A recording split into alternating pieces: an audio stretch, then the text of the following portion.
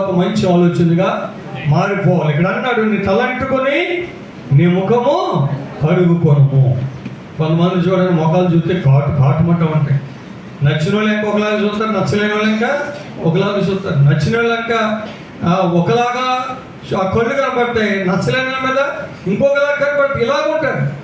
ఇది వాక్యానుసారమైంది అది కాదు. నువ్వు ప్రార్థనా పరుడు అయితే మోషే ముఖం ఏమైందంట? ప్రకాశవంతంగా మారిందంట.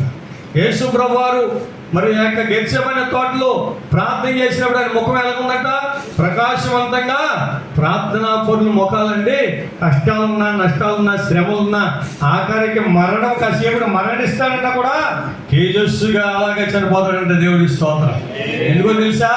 స్తెఫను చూడండి, ప్రభు సింహాసనాన్ని చూస్తూ మన అబ్రాహాము గురించి జ్ఞాపకం చేస్తూ ఆ రాళ్ళతో ఏమయ్యాడు? సమాధి అయిపోయాడు. తేజస్సు మారలేదు. అది మనం ఏం చేస్తాం? మన మొఖాలన్నీ కూడా మామూలుగా కడుక్కుండా, కొంతమంది చూడండి ఏకంగా కూర పట్టుకెళ్ళిపోతారు.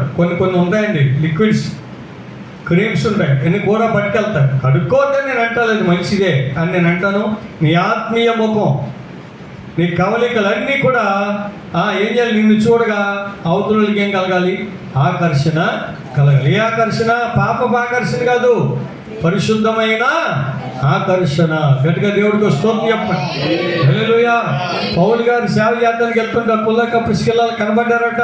అయ్యా నువ్వు ఎక్కడికి వెళ్ళొద్దు, మేము ఇక్కడే దగ్గరే ఉండని పౌలు గారికి ఎంత జత పనివారుగా సహకరించారంట. బైబిల్లో ఉన్న దంపతుల్లో నెంబర్ 1 దంపతులు వాళ్ళిద్దరు. దేవుడి స్తోత్రం. వాళ్ళిద్దరే. ఎందుకో తెలుసండి, వాళ్ళిద్దరి గురించి కొన్ని చోట్ల బలముగా రాయబడింది. ఎంత ఖర్చు పెట్టారో. సేవకులకు కూడా వాక్యాన్ని, సత్యాన్ని బోధించి వాళ్ళ సేవను కూడా బలపరిచారు. దేవుని స్తోత్రం.